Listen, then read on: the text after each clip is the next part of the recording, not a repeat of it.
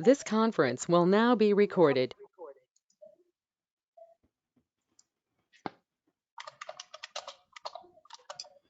But we'll wait a couple of minutes for people to join in.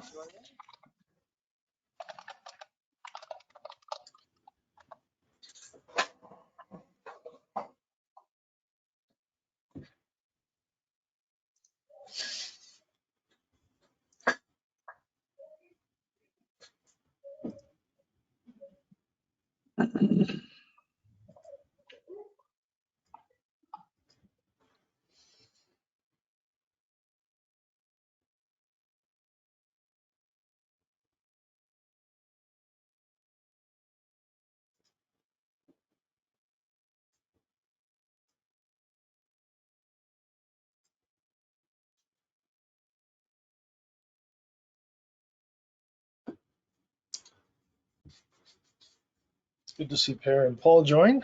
Thanks for coming in. Hi, Tim. Nice to see you here.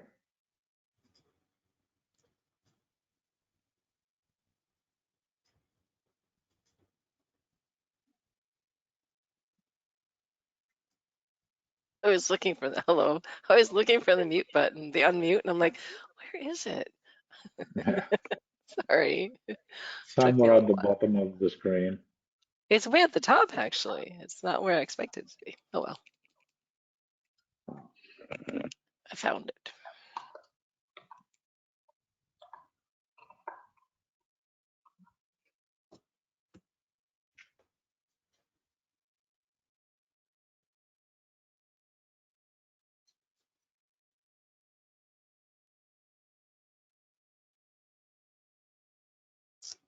All right, well, why don't we jump into things here? Again, this is being recorded, so we will have it up on our YouTube channel later. So welcome and thank you for joining us today.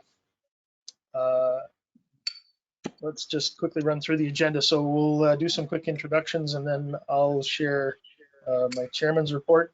We have a financial report and then we will have input from several of our working groups. And I will share in the chairman's report that we did some restructuring this year. So the working groups are slightly different than what they were previously. We've had some board projects on the go to one degree or another. So we'll give an update on that. And then we've got time for open discussion, and we've actually got some questions for the community, so I want to share those and hopefully have some conversation that we can take back as a board and action some new ideas for the coming year. So as far as introductions go, I'd like to just highlight everybody that's on the board and say thank you for your contribution. So Kim Greeny and Heiko Voigt joined the board for this current year. Kim being based previously in the USA, but now in Switzerland, and Heiko in Germany. Chris Beckus is now in his second year of service to OpenNTF, based in Australia. Roberto joined the year prior to that, our resident troublemaker admin on the OpenNTF board, and he's been doing an excellent job based in Italy. Dan Dumont joined from HCL the year prior to that, and then myself the year prior to that coming in from Canada. And then we've got some long-standing people on the board. Doug Robinson from Prominic, based in Central USA. And of course, Howard's been helping out from a financial standpoint, managing OpenNTF's money since 2015. Oliver joining from Germany, started in 2014, so coming up to their 9-year anniversaries, Oliver and Jesse, based in Philadelphia. And then Paul Withers, we get to happily celebrate Paul's 10th year of service to OpenNTF. And without audio, a standing round of applause for Paul. And then Sudar as well, who got to celebrate his tenure last year, now 11 years of service, previously in Turkey and now based in the UK. So thank you to everyone past and present, quite frankly, who's helped OpenNTF get to where it is today. I'll take a quick sip and then I'll share my report. So I wanted to start with a short conversation about what open source is in our community in 2023, because as I was thinking about this, of course, it's to me anyway different, maybe not hugely different, but certainly different than what the goal was or how things started anyway 20 plus years ago, where there were lots of opportunities to enhance or build things that would work with specifically notes at that time, and be able to augment the product, add things that people thought made sense that at the time IBM didn't do or wasn't able to do or was focused on other things. So it was really easy to come up with those ideas. And then, of course, as X Pages came along, there was just all kinds of opportunity to do lots of fun and cool things. And from that perspective, things have changed because we're much more in a kind of a steady state, at least in terms of notes. Domino, arguably connections, and same times getting attention right now, but it isn't really kind of the place to spend a lot of time right now. Like there's I think the opportunity for enhancements coming up, but not necessarily right now. So that's how it's different. But in terms of how it's the same, there's always opportunities to learn and share and help people understand maybe things that they're being challenged with. So certainly from an education standpoint, I think the idea of the open source community is still the same, and certainly for new people coming into the community, just as valuable as it's ever been. And it made me think about, we've talked certainly since I've been on the board, and I'm sure before, about the fact that open source means anybody can join in and do whatever they like, make a contribution, and perhaps the default thinking there is, oh, I have to write code. And of course, we've said that for ages, that you don't have to write code. You can come up with a product idea, you can come up with documentation, you can do some testing. There's a whole variety of different things that you can do. And that, to me, seems like a bit of a tired message, and yet it's a valid message. But I wanted to think about it in terms of people potentially in the community who think, I don't have anything to contribute. And I really want to refute that thinking, because even if you never write code, even if the thing you've only ever done is read the forums or download a piece of code and learn that piece of code and use it to solve a problem that you've had in your organization, probably, I mean, we're all kind of in a position where we're going to help somebody. If somebody's got a question, say internal to your organization, so you're not necessarily comfortable participating in the online community, but inside your organization, somebody's got a question and you're able to learn something from OpenNTF and then pass that knowledge along.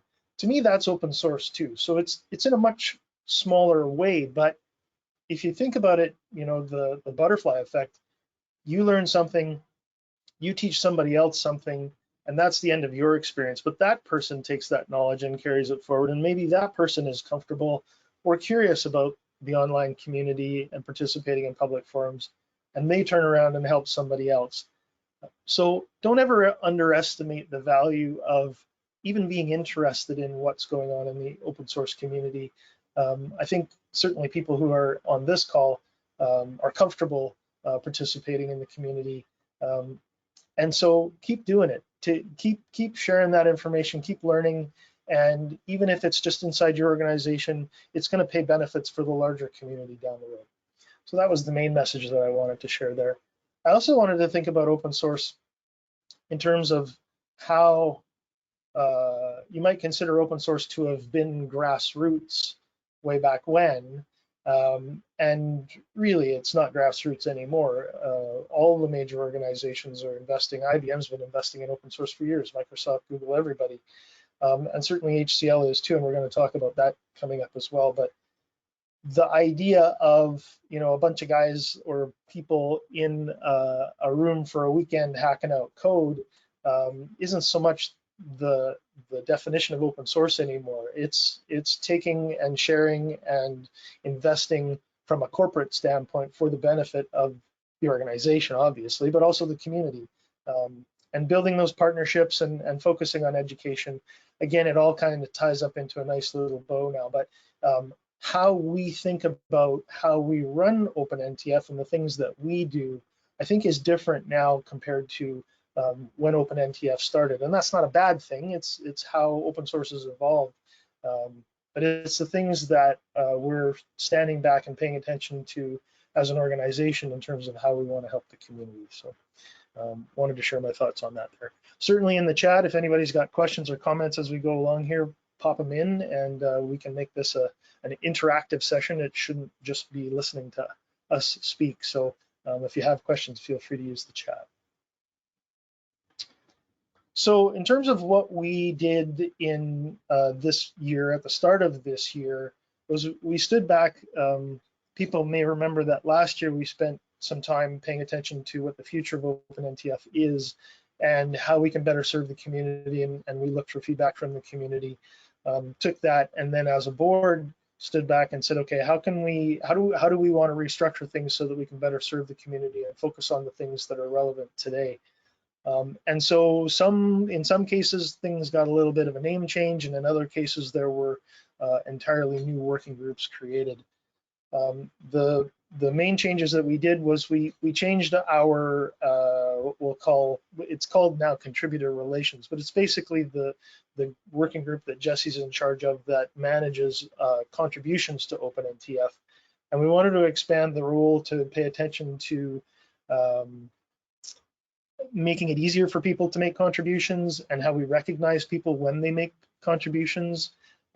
So that was our kind of first change. We took an existing group and changed the name and expanded its role just a little bit.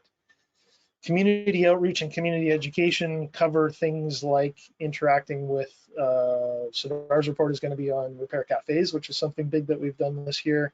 And education is focusing on webinars, but also beyond that. And we've also got some other questions and conversation that we want to have on those too.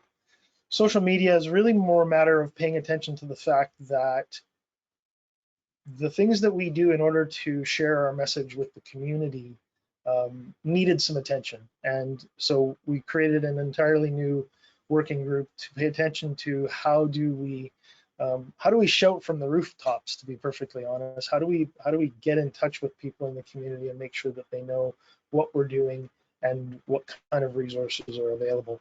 So we've spent some time on that. There's still some work to do there, but that's a new group that's been created. Our technical working group is more or less the same, although we've got some very specific focus around a bunch of just the legacy infrastructure that we have at OpenNTF and trying to work on making that more efficient. One of the other things that we paid attention to is trying to expand our reach globally. Certainly when Chris joined the board from Australia, it helped to, not that we weren't paying attention to the Asia Pacific part of the world, because certainly OpenNTF has a good, strong relationship with the team in Japan and has a specific OpenNTF site that's in Japanese. But just to again say that we don't want to make it feel like if you're not in Eastern United States or in Central Europe, your voice doesn't matter. So it's more a matter of just kind of a way of thinking, changing slight way of thinking to say that we want to make sure that we serve the entire global community, and for example, things like scheduling events in Asia Pacific friendly time zones is one of the things that we've been working on this year. I won't steal the thunder of the repair cafes, but that is certainly something that we've been working on and doing this year. And for anybody that hasn't participated in a repair cafe, we encourage you to do so. They're still a work in progress, and we want to make them better, but we're going to keep doing them and keep inviting people to come along and again, just participate in the community. Obviously, webinars is something that we've been doing for the last several years, and something that Howard was spearheading. And Roberto is now kind of taking the bull by the horns and has a whole bunch of stuff lined up for us. So webinars has been a good success going forward.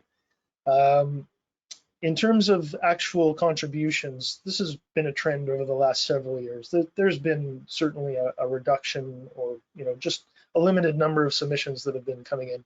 They haven't been nil, certainly, but they have been less than what we were seeing 10 years ago. And that isn't necessarily a surprise. It's something that we constantly try and think about. How can we improve? How can we increase? So it's top of mind, but it's something we need to acknowledge, not necessarily accept, as we work along here. And as I said, the technical working group did a bunch of work on reviewing our servers. So there was a significant amount of work actually that was put in, and Roberto and Kim led that. Chris and Jesse and others participated in that as well. And there's been some good results of that effort. So we'll talk about that in a little bit.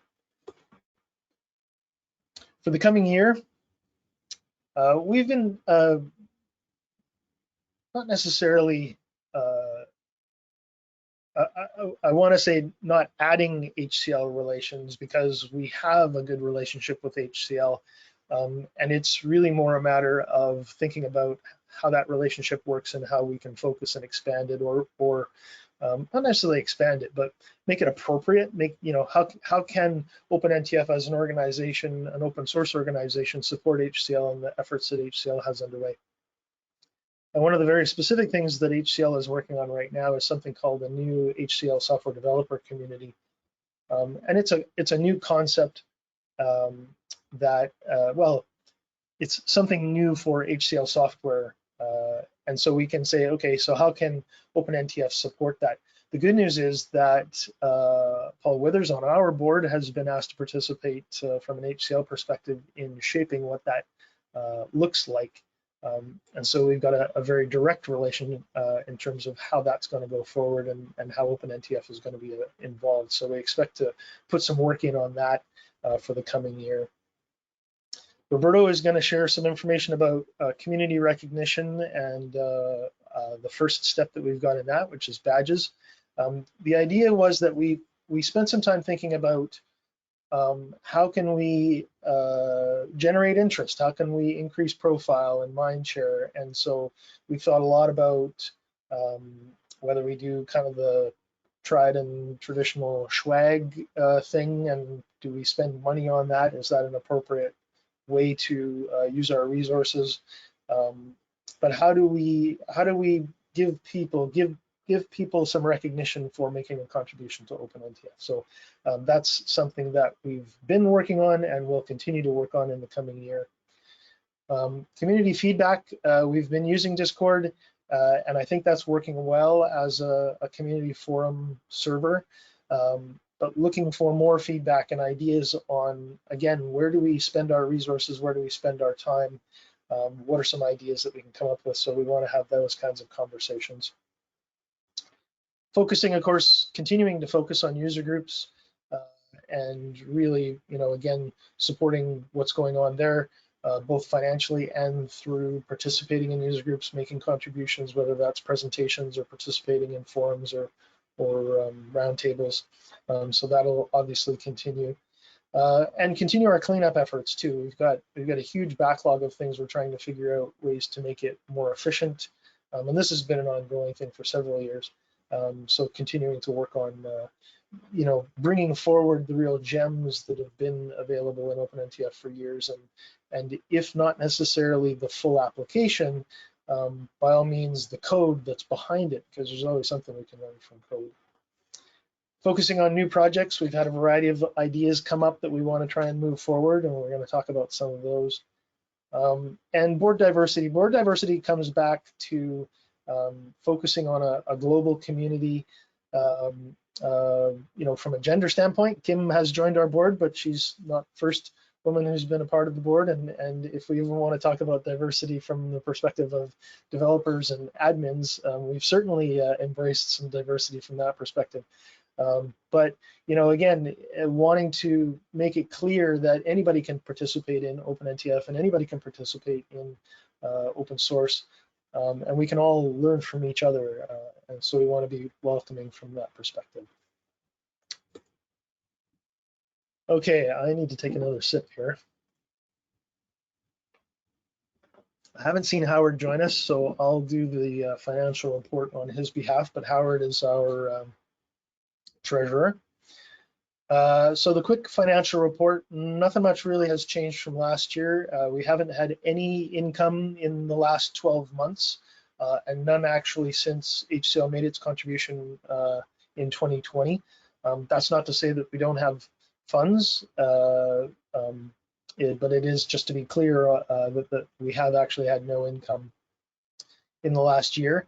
From an expenses standpoint, we continue to support user groups through sponsorships. We do pay a webinar fee for the Go-To subscription, and then smaller charges from a domain fees and taxes standpoint. Overall, we're spending approximately $6,000 US per year.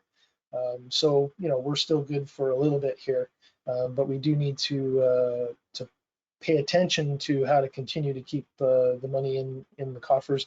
And I suppose, from the perspective of if that weren't to happen, what would happen to OpenNTF? Prominent makes a wonderful contribution. They don't charge for any of the infrastructure that we run OpenNTF on. And in fact, HCL has a licensing agreement with OpenNTF where we don't have to pay for any of the licensing. So apart from the user group subscriptions or sponsorships and the webinar fees, if our money was to completely go away, we would probably, we would have to stop sponsoring user groups, and we would potentially have to figure out how to do those webinar fees because they're about $1,000 a year. But OpenNTF can continue if there is no money. Now, that's not to say that we shouldn't try and continue to raise funds and continue to support the community in lots of different ways, in the ways that we do. So to that end, I have had a conversation with HCL about additional funding, and that's an ongoing conversation right now. But it is something that we want to try and establish as an annual thing.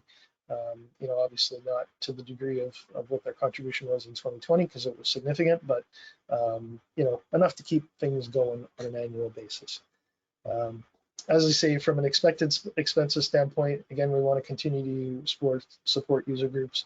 We've talked about contests, and in fact, that was a good conversation that we had this year about actually trying to have a contest and finding the right kind of contest to have. And we weren't able to come up with something more from a timing standpoint. We were wanting to try and do something in the summertime, and it was just off, so we put those plans on hold. But we do continue to want to be able to run contests and generate contributions that way, and then properly support people who make an awesome contribution to the community, and then the regular ongoing expenses.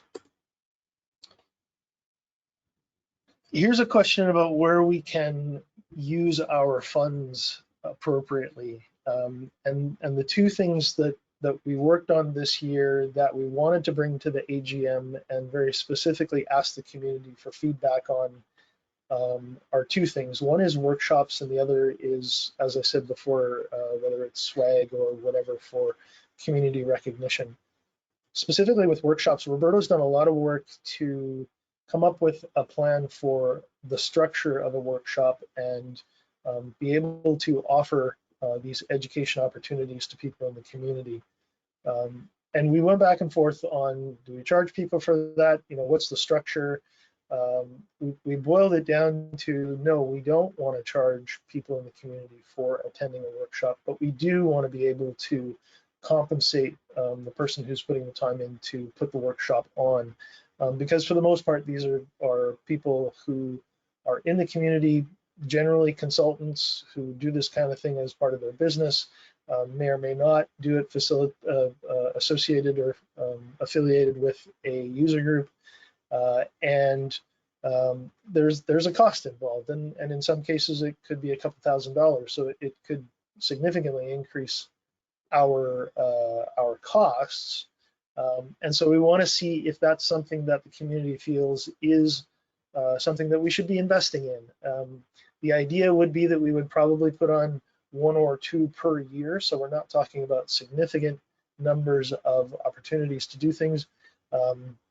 But even at 2 per year, if it's $2,000 that we pay the facilitator to run the workshop, preparing the material, making sure the documentation is put together properly, making sure the technical infrastructure is set up properly. These would be things like installing and configuring servers, or from a developer perspective, being able to build an application and having virtual machines to log into in some kind of an online classroom that allows you to go through that exercise with your hands on the keyboard. $4,000 added to the $6,000 that we're already spending, an annual cost of $10,000 is going to wipe out our savings pretty quick. So we'd like to have feedback from the community, ideas on whether this is a worthwhile investment, and potentially ideas on how to recoup some of those costs. Obviously we want to make sure that people who want to get this education and aren't in a position to pay for it don't have to pay for it. So maybe there's some sponsorships or other things that might be able to help offset some of those costs. Would love to hear your thoughts on that.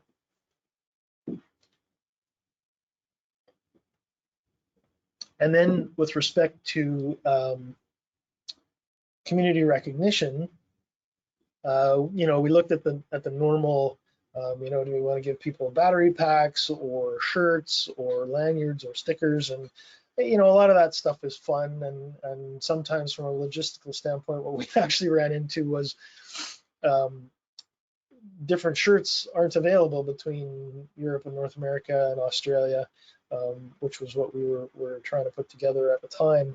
And battery packs, I've got a few battery packs sitting on my desk, and they're covered with dust. And some of those things are useful, and some of those things are just fun to have. Is it a worthwhile investment? When we talked about lanyards, it was kind of fun to think about perhaps a specific lanyard if you've been an OpenNTF speaker, whether you've given a webinar or a presentation at a user group on behalf of OpenNTF, and be able to recognize somebody that way as having made a contribution to the community. All good ideas. Is it worthwhile putting the time in? Would that be well received?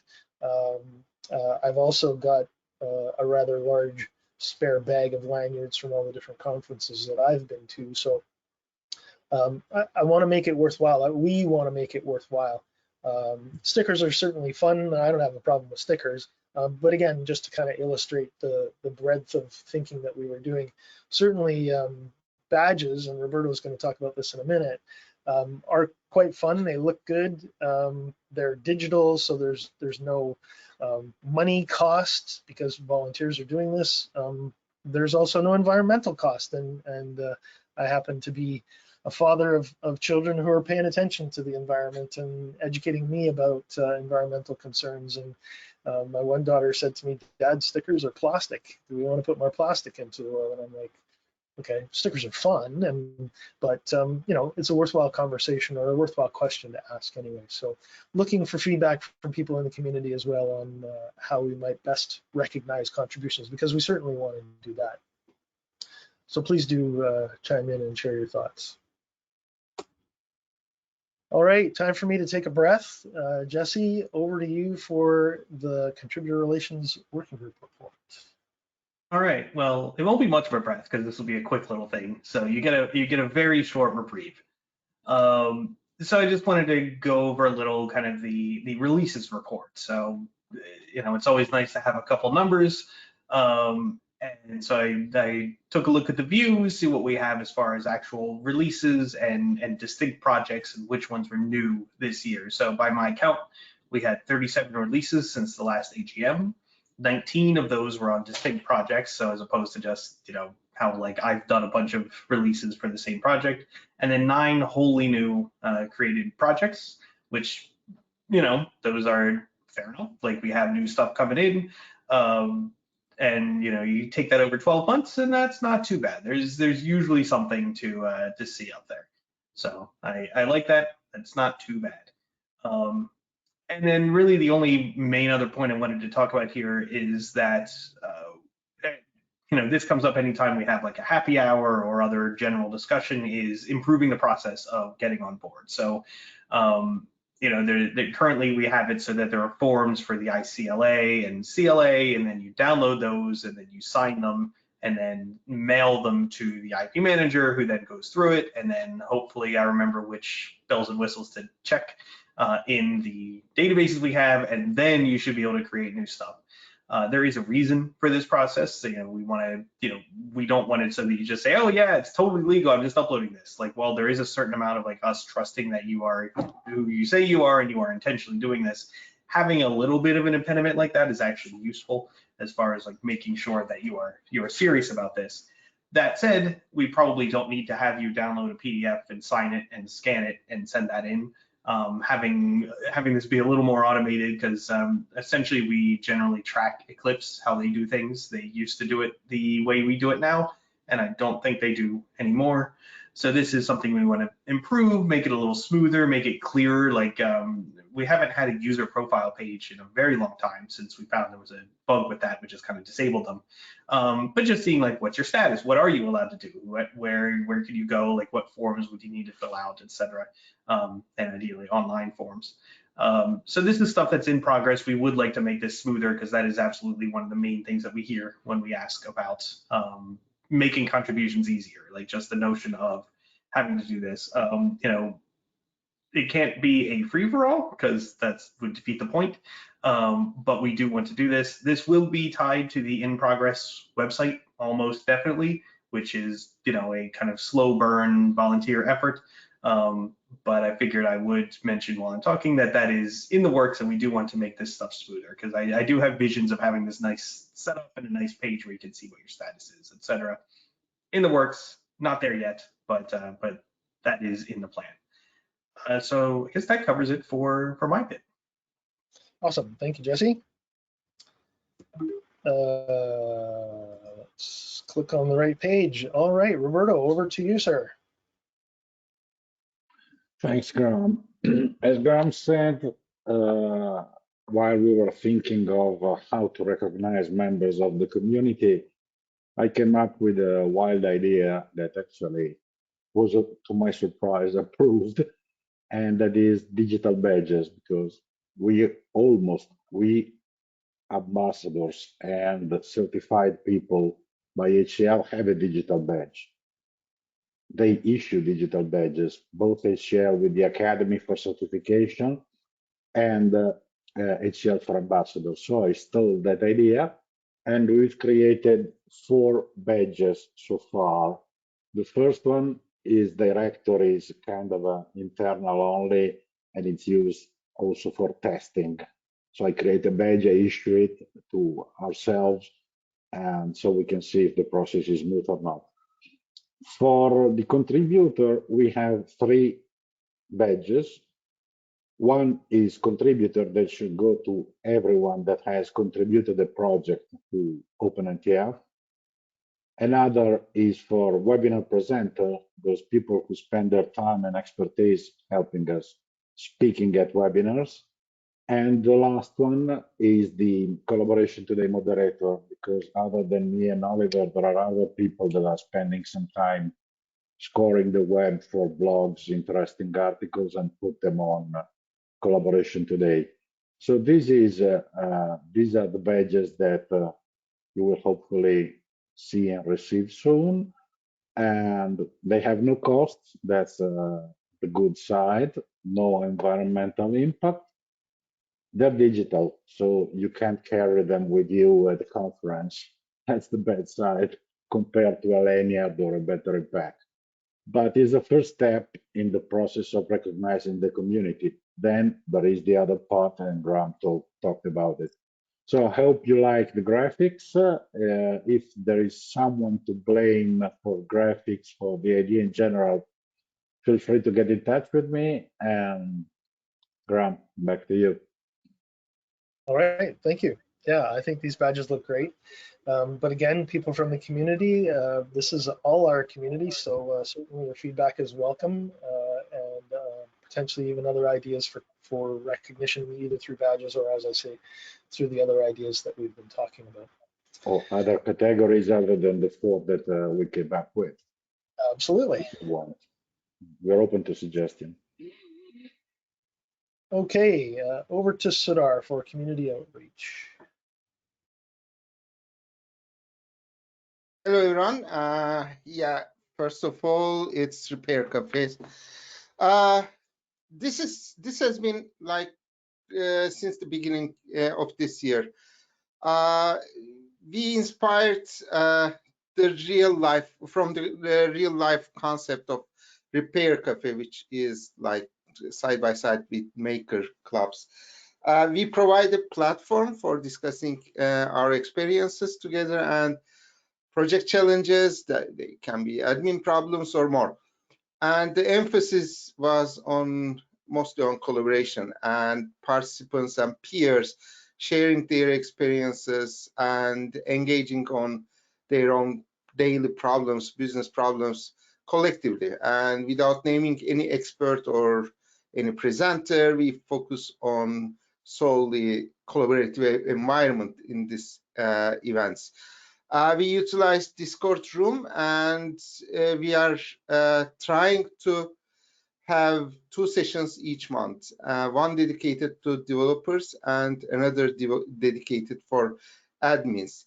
However, as Graham said before, we acknowledge that covering all time zones during our Europe afternoon and morning USA regular hours is impossible. So to address this, Chris took the initiative to organize occasional APAC sessions for Asia Pacific time zone. And additionally, we experimented with a little live repair cafe at Engage, although it wasn't quite a success because of because we competed at the same time to Heiko's and Paul's sessions. But we will try again that probably in the future. We would love to hear more feedback or your thoughts about Repair Cafe gatherings. You can pop up any Repair Cafe meeting, or you can just write into chat or speak after the session during the discussion time about it. How should we evolve in this Repair Cafe organization? Another topic is Discord. It's been a year since we soft opened the Discord server, and we have been testing Discord server internally at the first. Then we opened to the community, and we slowly transition the discussion from Slack to Discord, and it fits so far. And as the board, we consider it as a success. It's well embraced by the community, and actually it's pleasing to see positive response. As of yesterday, we reached about an impressive milestone, I guess, is 476 registered users. It's a quick adoption in the first year. We are focusing on discussions. We have established subject-specific channels within the server. We grade the value about the feedback related to that. Actually, we are aware of there's a need for, or there is a request for more channels to come. Just last week, Jesse responded to this request with a new forum format channel dedicated to specific projects such as Jakarta EE project. And we continuously evaluate the server's usage, make minor or bigger improvements as needed to enhance overall experience.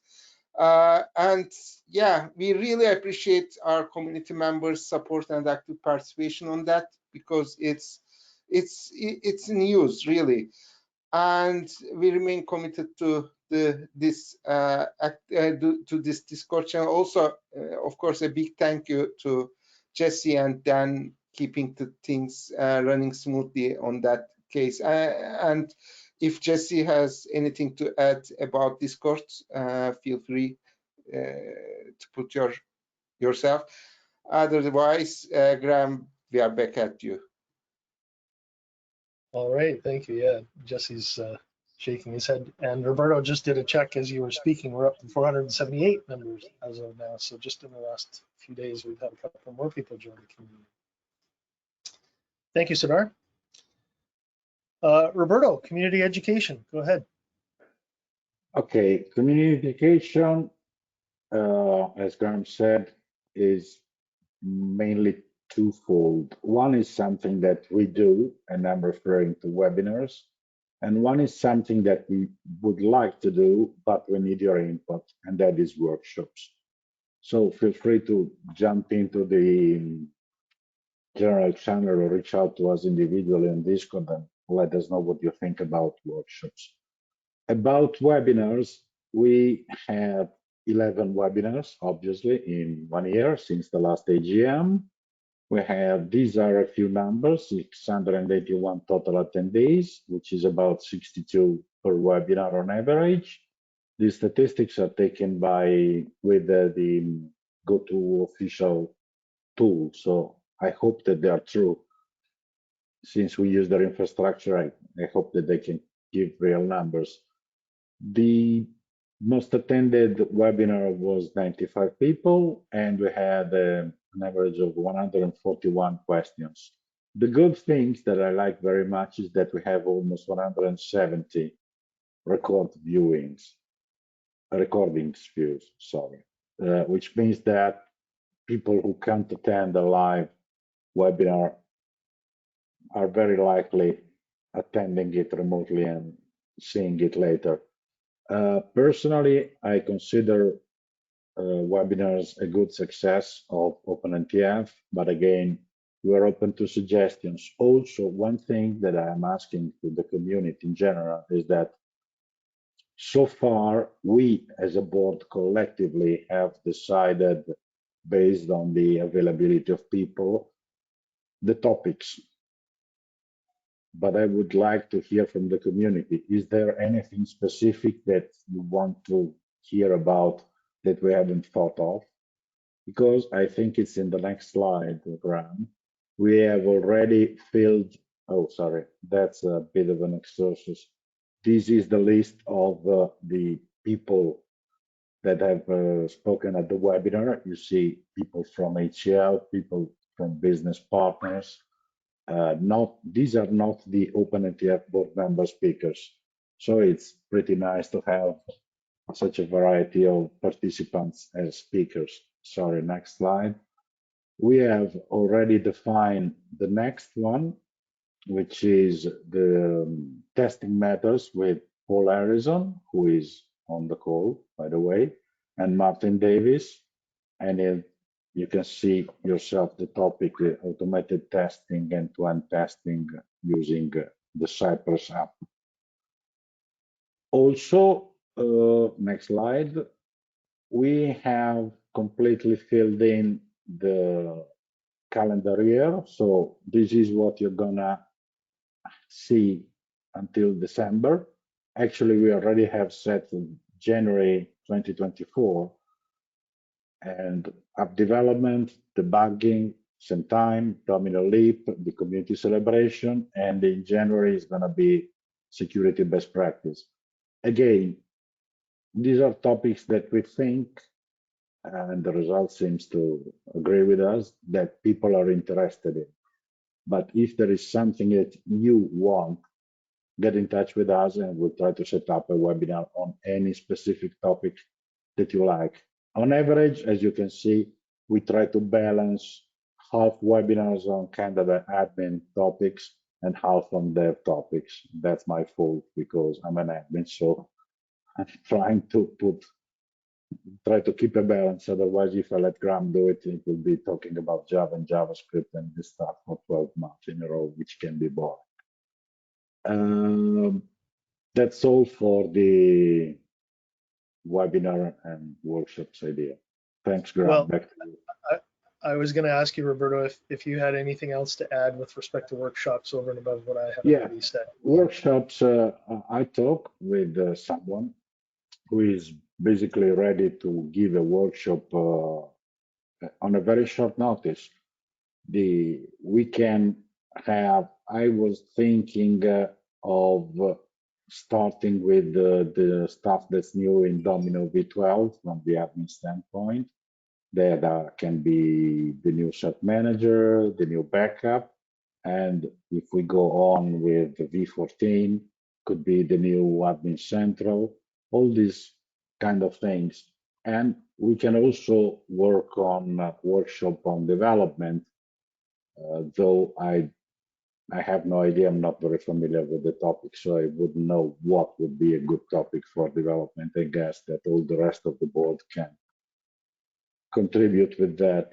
The point, as Graham said, it's not the difficulty of setting it up. Honestly, I can prepare it for July if I wanted, on a very short notice. The problem is the cost. And so back to the question that our chairman made to the general community. Is it a good way to spend money? Also, there is another problem that's not been mentioned. As Graham said, we decided not to make attendees pay, but that brings in the problem. What's the rule? First come, first serve, because webinars, by definition, have a limited number of attendees. When we do a workshop, sorry, when we do a webinar, everybody can attend. 1 people, 2, 1,000 people, we don't care. It's just one person speaking and the other listening. Webinar workshop is interactive, so we have decided on average to have 20, maximum 25 people. And that also brings the question, how do we select? If we have 50 persons that want to attend, first come, first serve, any other thoughts, ideas, we're open to suggestions. So that's what we're working on the workshop side. Because we've seen that workshops are successful. Many of you have participated in workshops, the one held by HCL before Engage, for example, and there are going to be workshops before Collab Sphere in Chicago this August. So I see that lots of people go and like these kind of things. So that's why we have decided to put forward this idea. Graham, back to you. Good. Thank you, Roberto. You're welcome. All right, moving on to the next topic. So the social media group is led by Heiko, and I don't see Heiko on the call here, so I'll just chime in quickly. As I had said at the outset, looking for ways to better streamline and make use of social media for sharing our message and what the resources are that we have. So Heiko's been actually doing a lot of work to pay attention to automating that stuff and making it, efficient, where we can say, okay, this has happened, and here, for example, we've got a webinar recording right now that gets broadcast in Discord, but we want to, post it up to the various odd channels that we've got. Interestingly enough, of course, I think everybody's aware of how Twitter has changed in the last year, and one of the things that we've actually turned off because you got to now pay for use of the Twitter API is the IFTTT recipes that were in place to automatically tweet out stuff. So some changes for the good from a social media perspective, still an ongoing project, and unfortunately some changes where we're not necessarily using Twitter the way that we were before. But that work will continue, and again, Heiko's got some pretty heady plans, so it's a matter of finding the time and resources to put them in place, but that's the work that he's been doing. From a technical team report, I don't think Doug is on here. Kim, Roberto, do you guys have anything that you want to share with the team? Well, we have done something that I think it's covered in the next slides, which is the directory cleanup, because we found that there were some, I wouldn't say questionable, but almost entries in our directory. For example, do we really want to have Mickey Mouse in the OpenNTF directory? No, I don't think so. And I found weirdest name than Mickey Mouse. So together with Kim and Jesse, we went through a process of getting rid of almost all the fake email addresses and accounts.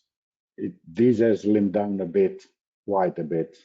our director, I think we got rid of 15,000 or 20,000 fake entries, which is not bad.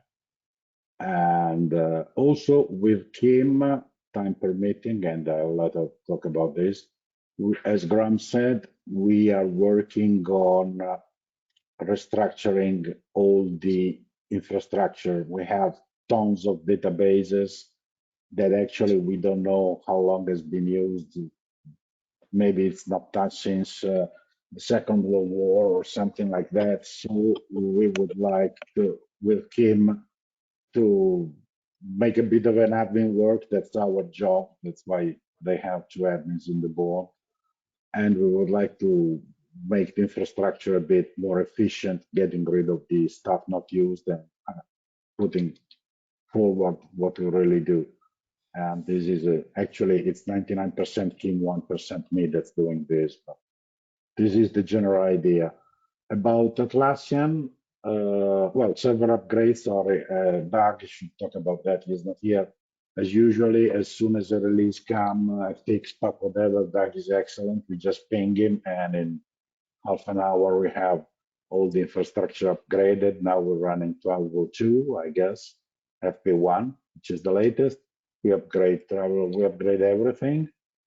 We also have a Nomad server, which has some problems because we don't have a proper organization with proper IDs as OpenNTF. We have to work on that.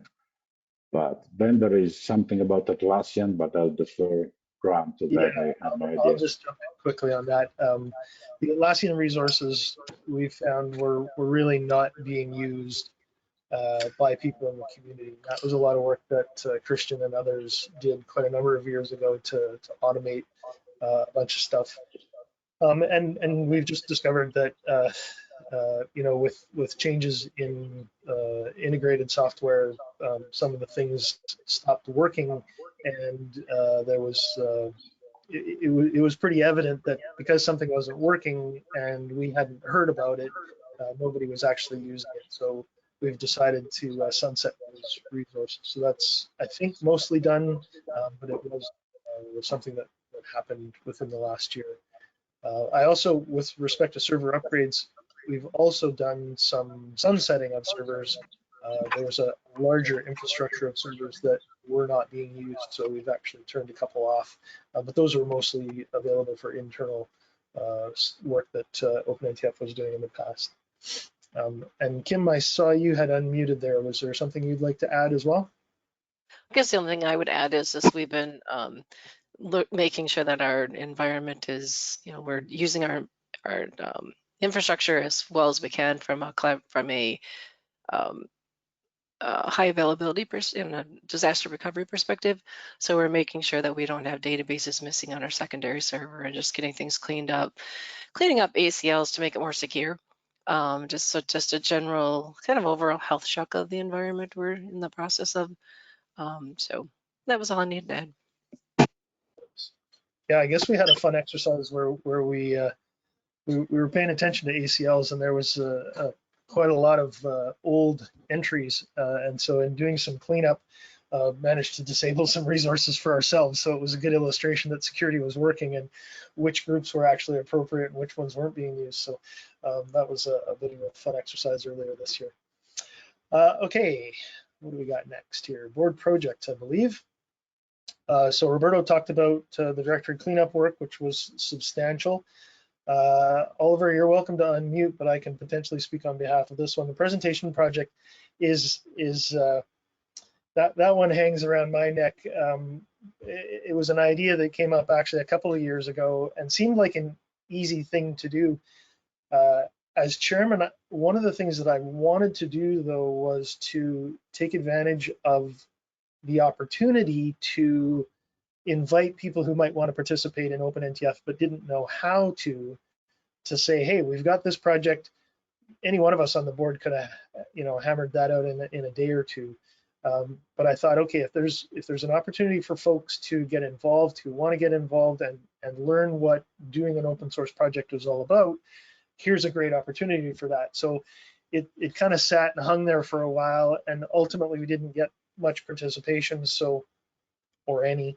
So between Oliver and myself, we kind of said, okay, it's half done. Oliver built the front end, and we still need to build the back end, and it's just been sitting and sitting and sitting. So it's disappointing for me to say that this isn't done, because it was something that I really wanted to spearhead, and no reflection on Oliver at all. It's been just kind of waffling away there. So that's for me and him to follow up, and I'm looking forward to being able to share that with the community hopefully soon. It's just a matter of getting back to it and getting it finished up. Oliver, you're welcome to unmute. Did Oliver join back in? I saw he had. Yeah, Oliver, there you go. Yep, I'm Go here. ahead. Yeah, some words about the webinar project. So we are not quite happy with the way that we are presenting, displaying this overview of upcoming webinars or events, and especially with the past webinars. So where you could recap and find the links to the YouTube videos of the recordings and slides and Q&A stuff like that. So my idea was, I started this as a pet project in the late evening. I don't remember, but I wanted to create a tool for us internally where we can organize a webinar for the future, but also, of course, could use all this data that has been collected prior to the webinar afterwards to display it to you, the users, when they come back to the overview page. So this is something that is in the making. It's currently not shared on OpenNTF GitHub. But it will be, of course, because I think there are some interesting insights on how you can do that. So it's no fancy rocket science stuff. It's notes at the end of the day, and X pages based currently, but soon maybe also replaced or integrated with also ongoing new website project that was mentioned a few slides earlier, led by Jesse. So yeah, so expect something new sooner or later regarding to this overview page of our webinars and events. That's it. Awesome. Thank you, Oliver. And Paul Withers, I want to say a few words about our GitHub focus. Yep. Obviously, we've had the GitHub organization for quite some time. We've also got integration there so that if you submit a pull request, then it goes through the whole approval cycle, and it automatically ensures that people sign basically the equivalent of our CLA. So that's particularly useful. But obviously, this kind of dates back probably almost a decade now. There are a lot of people on there. There are a lot of projects. Projects were set up for the hackathon at IBM Think, I think it was in San Francisco back in 2017, I believe. So there's a lot of stuff there. We know that we need to do some cleanup there. So it's a slow burner of a project, but the plan is to do some cleanup there in preparation for people using GitHub more in the future. Thank you. Yeah, and we also know HCL has announced work to do better integration between Domino Designer and GitHub. And when that is ready for general availability, we know the guy who's been working on that, and want to be able to leverage that from an OpenNTF perspective. So this is some advanced work to get prepped for that as well. Thanks, Paul. Okay, I think we're down to our last presentation, which is Jesse talking about the new website. Take it away. Sure. So this, I just wanted to expand on this a little more because I did mention this earlier as kind of sort of an omnibus project that will hopefully cover a number of things. But the OpenNTF website, as presumably a lot of the people who use it know, is a little long in the tooth. It's is good for what it is. It has some bugs, and then it hits the kind of standard developer problem, which is that none of us worked on it.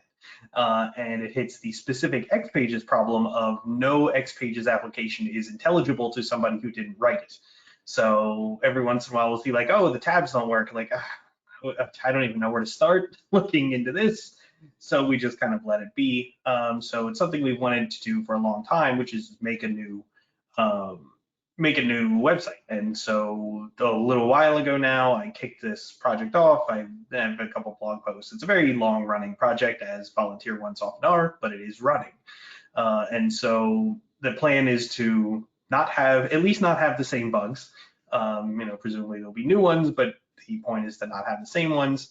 The goal is to start with a similar user interface. As you see here, this looks pretty much like the current one does. I want to cover the same bases of have the same pages, have the same project information, have all of that. And then from there, we can improve things like, for example, the account management, all the CLA process. There are better ways to look through projects. We have a lot of ideas about like, well, is the recent releases list, I mean, that's useful, but is that the only thing that could be useful? So Oliver mentioned the webinar stuff, like we want to have better listings of webinars rather than a rich text field that we edit. And so integrating that sort of thing, showing, ideally the web page would have here's OpenNTF's upcoming events, here's links to Discord, et cetera, all of that sort of stuff that we kind of want, and in theory could do, but none of us know how to do it without breaking it. And this is a perfect time to do that. This is also good for me and anyone using the XPages Jakarta EE support project, because the goal is to build it on that. So right now it's all done with MVC and JSP and nice REST services and things like that, which has been very pleasant. It also benefits that project because there's nothing better for a toolkit than putting it to use in different ways. So I've used that for client context. This is a different sort of like public website use. And not really line of business, and that I've found new things like, oh, I want to be able to search for documents this way, I want to be able to do this. So it's been a very productive way to benefit that project as well, and so it's been really nice that way. And then finally, the plan is that this will itself be an OpenNTF project, or at least it's up on GitHub. And it is up on GitHub now publicly. As it's updated, it's just a repo that's on our GitHub org that when I make updates, they show up there. So the goal, because right now all of our internal applications are in kind of like a nebulous, like, are they open, are they not sort of situation. And while some of these things like the project databases NSF isn't necessarily up there, because while everybody working on those things was working for OpenNTF, it's either explicitly legal to share it or it's not, and it's not explicit, so we're not sharing that. But this one is like, well, I'm just going to make sure from the start, open source project, so it'll be a good example for JDE work, and it should hopefully encourage participation. Because right now it's just been kind of slow as we get time, but once it's out there, if anybody is so inclined, they can participate as well and kind of do it right. And so this has been a long running thing. It probably still will run for a little longer, but yeah, it's been a nice thing to work on as time opens up in my schedule. Yeah, and it's another opportunity again for the community to become involved. And as I've certainly learned, you don't need to be any kind of a Java whiz with this project in order to be able to participate in it. We can leave the coding to the coding people, and there's all kinds of other things that are available for people in the community to participate. So another opportunity for folks who might be wanting to get interested or get involved in something open source. Here's another one. Thanks, Jesse. And that concludes our presentation portion, which, look at that, we're an hour or 63 minutes into a 90-minute plan, so that worked out really well without even having to practice it once. Well done, everybody. So we're into open discussion. Folks who are on the call who have questions or feedback, ideas on things that we've discussed, you're welcome to unmute and jump in here. I'm going to see if I can transition from stopping sharing to, no, I don't want to end the meeting. There we go. Now can we see everybody? Those of us who are sharing anyway. You're welcome to put your camera on and unmute, and please, let's have an open discussion. Thank you for those of you that have been able to make the time to join today. Just in case you didn't notice, Oliver put a link to the presentation project app in the chat. So if you open the chat, you will see the link to what he was talking about. Maybe just a quick comment about the presentation project. You know, from a technical standpoint, it's really not that challenging. We've got a place to be able to upload your presentation. And the whole genesis of this was that SlideShare was acquired and became a little more challenging to use or frustrating to use, and in some cases required some subscriptions to be able to pay to use it. And so we stood back and said, well, we've got the tools and technology, we can do this ourselves. Other than Paul made a good comment, which is that SlideShare's got a really nice embedded viewer tool that isn't necessarily default in a Domino or XPages world. But Oliver built the front end in Volt, and that was a good opportunity to figure out how to use Volt. But the key challenge here is copyright. In fact, all of the presentations that were ever done at Lotusphere are, of course, copyright by IBM.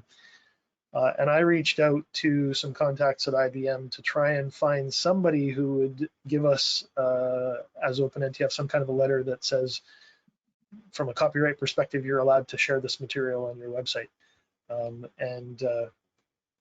It went, as you might expect, absolutely nowhere.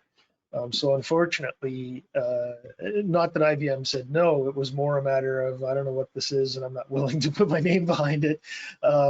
We didn't even find that person in the first place.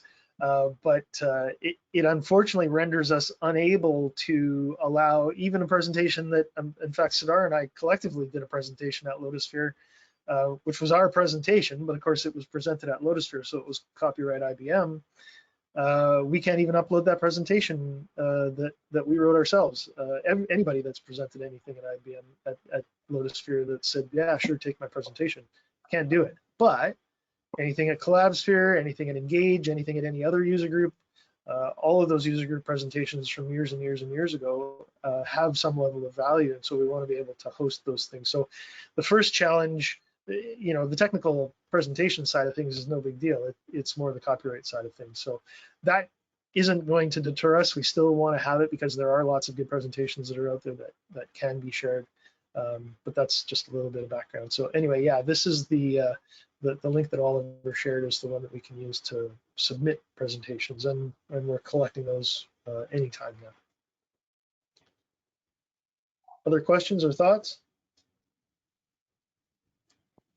What about the workshops question? What do people feel in general on the workshops question?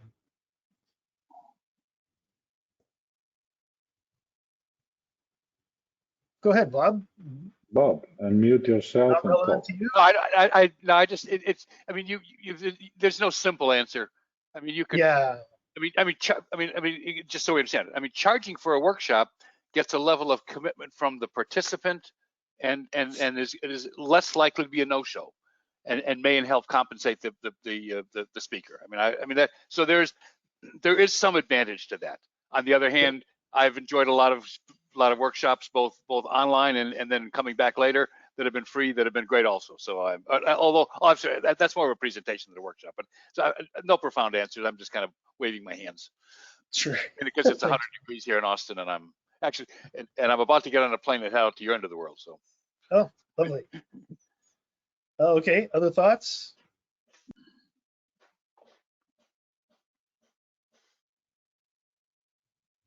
Or other questions? What about swag in general? What about where we're spending our money, or where we could spend our money? Battery pack, USB sticks, something tangible. Another battery pack, or yeah. Just name it. Would you like us to spend money on that? No. You need a phone case, Oliver?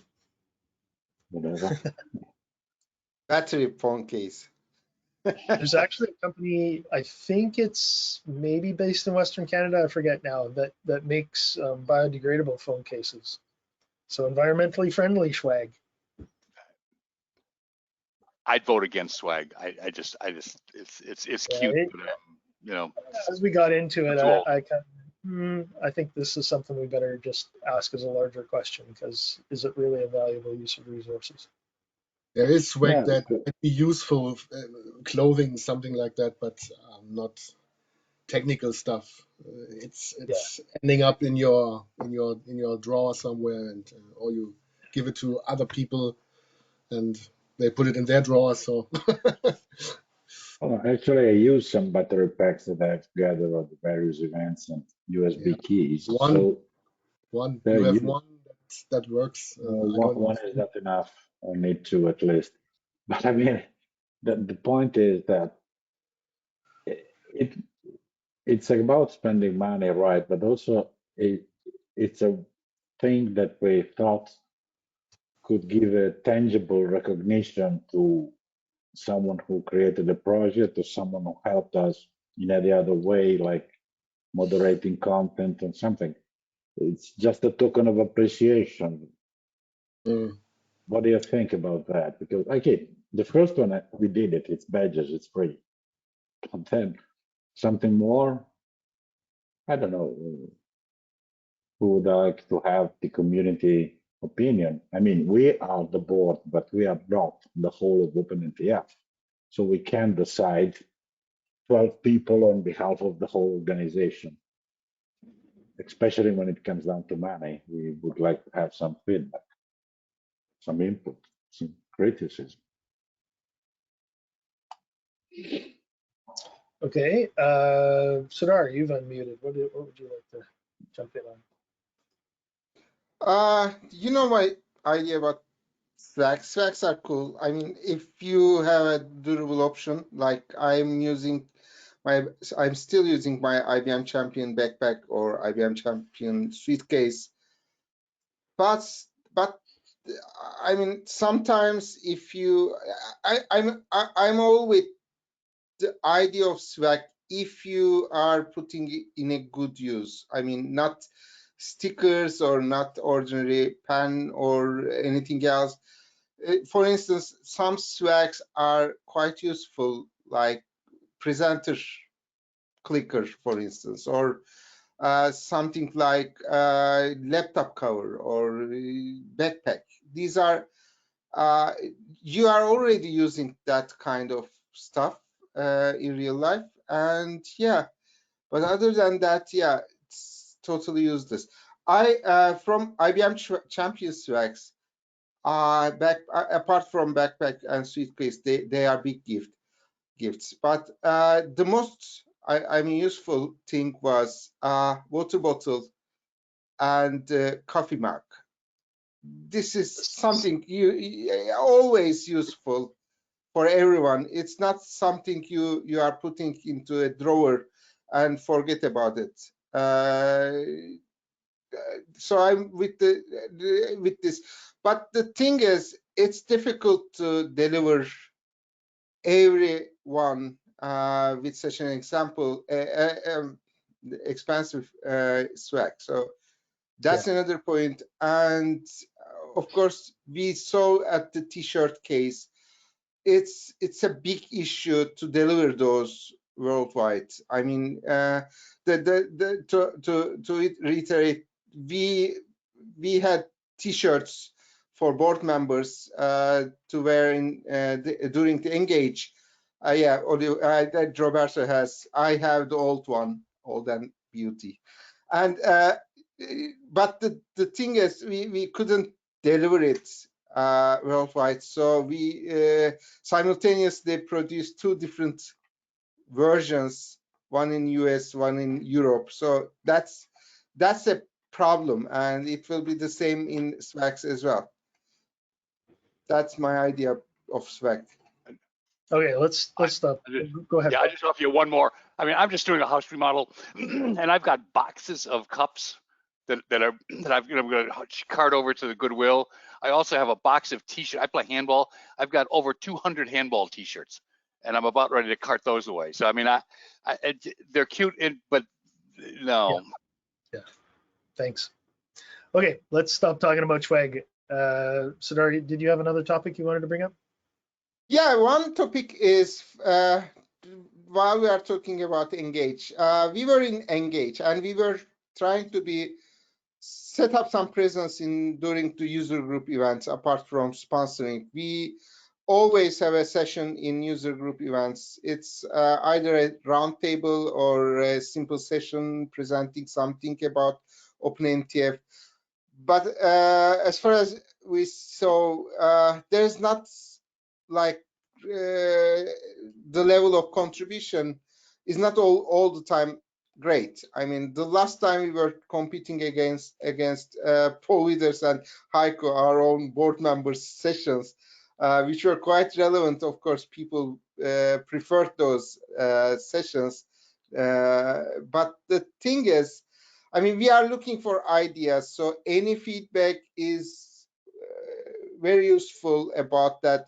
How should we improve our presence on user group conferences and face-to-face events of any kind?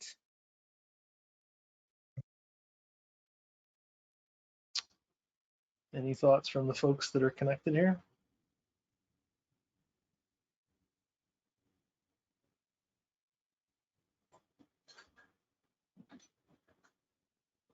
Maybe if we just rephrase that a little bit to make it easier, are we doing, is what we're doing of value to the community? Are there other things that we could be doing that would add value, things that appear to be missing that we could offer? I will add my 2 cents. If you want to add value to the community, I would think that maybe like contributing by providing more templates for Vault, which is now LEAP, would be a good point. This is not a huge step to do for each template you want to create. You can split between different members, and you have plenty of examples of template that you can make just watching at the competitors who try to sell the forms product as a software on internet. So that I would have found this valuable when I was contacted by potential customers who just compare ICL Vault, which is now LEAP, to what they can buy with a credit card on internet. And when we told them that we were about to make any kind of application they want as a form, I said, okay, great. But I open my browser, I put my credit card number, and I already can use this. And if they cannot see what the product can do, but like nearly usually in 5 minutes, it's more difficult to sell and to get rid of the competitors. So I was thinking with Javier, which is not here today with us, that would be a good step, and you can build little by little as well. You don't have to release 20 more templates on top of the one from HCL. And that would be a good point, because everybody has an idea in a corner that they want to make. They don't take time to make it. And so that would be a point that you can start as a mini project, one template, and then another person is interested in make his own template with another point. Like in that company, we were about to start about asking the people what they want to have for lunch for the next week. It's a form, so the admin just choose whatever dinner they can offer, whatever food they can offer, and the people choose, and then they order in the firm for the next week. They don't choose Domino because it feels that it's too complicated, because you are competing against somebody who just ask you for your credit card and 5 minutes to be set up. Right. Okay, that's excellent feedback. Yeah, we've actually had some conversations. We've got a Volt webinar coming up, and we've had some conversations with Marty Lecklider at HCL. But I would suggest that that's been a little bit quiet lately, so that's something that we can try and, the best thing about open source, of course, is that it is the community, and as you say, one template leads to the next. So it isn't necessarily something that we as a board can stand and, the presentation project would be done if we had the time. So as people are busy and doing other things, it becomes a challenge to invest in that. But from an overall community standpoint, certainly OpenNTF can put some attention behind how do we make it easy for people in the community to contribute LEAP or Volt apps. Good feedback. Thank you. And I've got another point. We are dealing with new customers who want to move from Domino to Volt MX, and we are seeing a gap where people who knows about the product and knows about Domino can feel value. It means that we have a situation where people with tons of lines in Domino written in Java, not only Lotus script and formula that Paul is dealing with, but Java and Xpage. And the main question is, okay, formula, Volt script, wonderful. Thank you, Paul. But what about Java? And we have no knowledge. We have no indication from HCL how to do that, how it's going to be. So we have a fear to sell the product because we don't have answer to this precise question, and we deal with tons of lines of code that the customer want to reuse 90%, 80%, 60%, but to reuse. And so if OpenNTF will provide some session about this kind of customer questions, that real case, that will be great value. If you solve everyday problem from the customer or from the business partner, OpenNTF will have some traction. You have to solve some problems. Maybe that's something that we could do as a webinar, just thought, on how you code the backend services in Foundry. Yeah, that's the okay. All the new products from HCL, it's great, it's fun. I'm very happy they move the platform, but between us, one point I'm not very happy with HCL is that they sell a present for Christmas, and we are in July, and we have to sell it to the customer in August. So it's very difficult because Voltemikis Go is not finished, and people are on the planification to buy some new license for 2024. They say, okay, let's move to Volt MX Go, but they don't know how it's going to be, so they cannot make a compromise. They cannot choose it and convince the boss and the IT manager.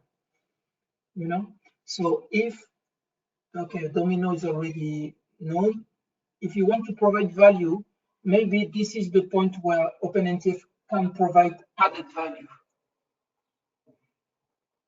Okay, interesting. Yeah, I think I heard you say you were frustrated with OpenNTF. I think you meant you were frustrated with HCL with respect to Not frustrated. I respect OpenNTF a lot. This is my best friend. And I love what HCL is doing because we're coming from IBM. But at the same time, we are dealing with a story like the webmail like Verse, which is a total nightmare without moving an inch in 3 years. So yeah. Well, it's certainly not Paul's job as a board member of OpenNTF to defend what HCL's decisions are. So I want to be careful about because I know Paul does a lot to help the community and feels like he's defending sometimes decisions that are made by other people. In fact, I remember having a conversation with Bruce Elgort going into our 20th anniversary about Ed Brill, and you know, Ed takes a lot of heat for a lot of decisions that IBM made. And Bruce said to me very simply, Ed had bosses, and it really illustrates that, you know, everybody here is here for the right reasons, right? OpenNTF is here for the right reasons, and the people who volunteer on the board and the people who make contributions and everything, we are all here for the right reasons. And sometimes we are handcuffed by decisions that are made higher up the food chain, which is really frustrating. But again, it's important to understand that we certainly are all here for the right reasons. That's excellent feedback, and in fact, it does illustrate a gap. It's something that, you know, we've talked a bit about in terms of VoltMX and how does OpenNTF support that new area of the business, and certainly, you know, there needs to be a progress, as you say, made by HCL in order for the community to be able to get its hands on it. But OpenNTF is here to support that. It's trying to figure out the right way to do it, and you're right, things are, I think, certainly moving slower than HCL would like, as well as the rest of us. It's not an attack on HCL. Eh? They are doing their best, and I love to contribute and to send private emails with a review, and it's just that at the same time, sometimes we're really happy with the results, and sometimes we are less happy. Yeah, that's fair. Just to throw in there, doing the Java code on Foundry, it took me a lot of hunting around to try and work out how to actually create an integration service with Java. So I can appreciate the frustrations there, and really the documentation, it's what we got from Temenos, and that's limited as well. So yeah, I'll take that feedback. I may look at seeing whether I can do something on a blog post just to make it clearer how to go through that process, or with a tutorial or something. Yeah, please send me the link to the internal forum for developers, for the one you comment to me on Discord about VoltMX Go. You told me that there was a forum to ask specific question about Java. If you can look at, I'll have a look and dig out some links and some screenshots. Yeah. Anyway, VoltMX, Dominique, is something that we as a board, and even I'm not a developer, we have discussed, because, well, that's what HCL said is the future. So as OpenNTF, we have to deal with it and try to help the community. What I'm saying is that your suggestions are great. We can have blog posts, as Paul said, or webinars, and even workshops if needed. That could be a development topic for a workshop, assuming that we sort out the workshop stuff in general. But if we decide to go with workshops, I first would not like to be all admin related. So something on VoltMX, because yeah, I think that the whole community needs to get speed up on VoltMX. Even, yeah, I understand from the experience that I'm hearing around that HL still has something to do to make it more easy to work with, let's say. But anyway, it's a topic that we have taken into consideration, because if you have any suggestion, Dominique, like the one that you gave us, feel free to reach us anytime in Discord or email, whatever, and talk with us. We're here to listen to you. Okay, thanks. Okay, that's more or less all the time we've got, unless there are any last minute quick ones that we can squeeze in, but we've got less than a couple of minutes in our time. Any last thoughts from anyone? Yeah, just one sentence more. I commented to Roberto last year that my tool about auditing the code in Domino was going to be on OpenNTF. I'm ashamed to say that it's not ready yet. And Take your time. When it's ready, just give it to us. No problem. We're not going to pressure you on that. As Dominic, as Graham said repeatedly, we're all volunteers. We have a regular job, and in our spare time, let's say, we work for OpenNTF. Same for you. You have business to deal with. You have customers, and so this is a side plan. If you make in time to give us the database, it's fine. Otherwise, no worries. I'm not gonna point a gun to your head next time I see you. It's open source, Take it man. easy. It's open source. Take your time. No sweat. Thanks for the offer. We appreciate it. No worries. When you're ready, give us a ping, and Jesse will be more than happy to review your project for the legal stuff. That's it. So we're all volunteers. So Okay, the last thing I'm going to say, well, two things. First of all, thank you to everyone for showing up and participating. We appreciate your contributions to the community and your interest in what we're doing.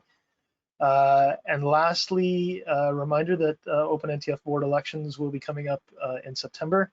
There's a few of us. I'm included in renewal, and I'll not surprise anybody by saying that I intend to let my name stand for the coming year. That's not campaigning. Geez, I shouldn't have done that. Anyway, just a reminder that that we will have board elections coming up in September. So please stay tuned for that. And with that, I thank you all for your time today and your participation, and I wish you a good rest of your day. thank you. Bye. Thank you, everyone. Bye bye.